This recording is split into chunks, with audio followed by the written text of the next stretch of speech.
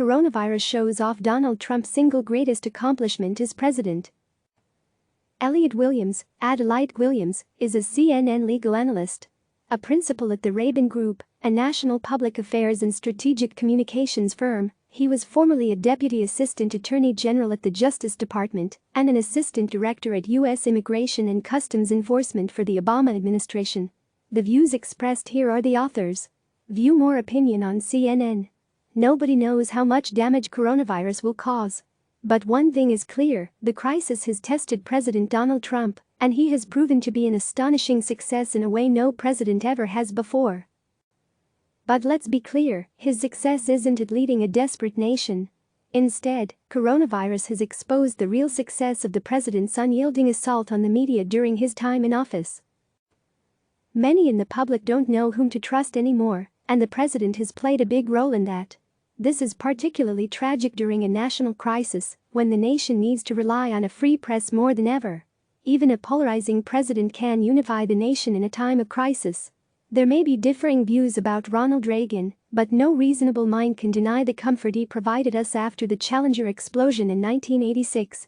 Contrast that with Trump on Sunday, who during a formal coronavirus briefing, while surrounded by uniformed public health officers, not modeling responsible social distancing behavior, mind you, couldn't resist whining about fake news. Trump was unhappy about the natural skepticism from reporters about a misleading, or at least confusing, claim regarding access to information about coronavirus testing. Any goodwill the president might deserve for suddenly adopting a more reasonable tone at coronavirus press conferences is undercut by his Twitter demeanor, which remains as petty as ever. Presidents often have tense relationships with the media. The Obama administration in which I served certainly had its own. But Trump's relationship with the press is something unique. The president regularly bullies or attacks the credibility of anything or anyone that isn't fully in lockstep with him: the intelligence community, federal prosecutors, career diplomats, the Federal Reserve Board, federal courts, the National Security Council, the Centers for Disease Control and Prevention, and top military officials, to name a few. And the media are no exception. These entities have something major in common: they all play a critical role in the health and security of the American public. Which brings us back to the media's role in a public health emergency. While according to Pew, most Americans receive some news from social media and online sources, the risk of actual fake news from such sources is real. Americans need to be able to trust the credible sources and authorities that provide them with safety information. For instance, recently major steps were taken across the country to mitigate the spread of coronavirus.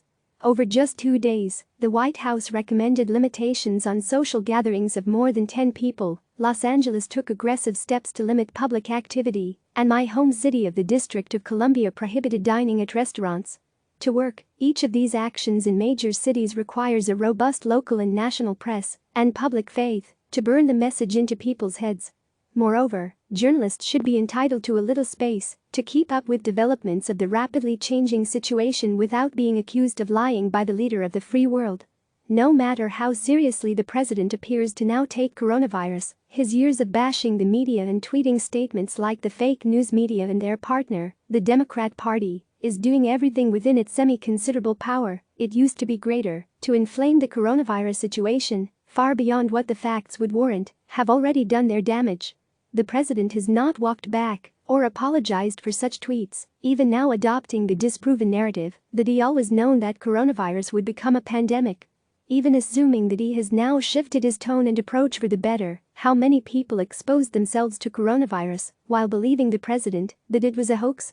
We will likely never know. Sadly, polling data confirm the problem. According to a recent NBC News Wall Street Journal poll, when asked whether they worry a family member will catch coronavirus, 68% of Democrats said yes, while 40% of Republicans said yes. In any political climate, it's one thing for polling to split over how a president is performing. It's entirely another when there is a yawning partisan divide over basic matters of public health and safety. With the president constantly crowing about how the press lies to the public, he deserves a tremendous amount of the blame for the disconnect. In establishing himself as an independent arbiter of truth, he has created space for the public to discredit facts and rely on his own statements. Unfortunately, these range from patently false or misleading remarks like when you have 15 coronavirus cases in the United States And the 15 within a couple of days is going to be down to close to zero, to utter nonsense like coronavirus is going to disappear. One day it's like a miracle, it will disappear, a statement that would be laughed at by a 9th grade biology student. So, while the war on fake news might just look like the grumbling of a president who's sore about the coverage he gets from what he thinks is a biased media, it's far bigger than that. It's a destructive, ongoing attack that could bring with it massive public health costs. So, congratulations, Mr. President. In undermining the free press, you have succeeded at something that seems to have been critically important to you for years. Now good luck cleaning up the mess you've created. Click subscribe to receive the latest news.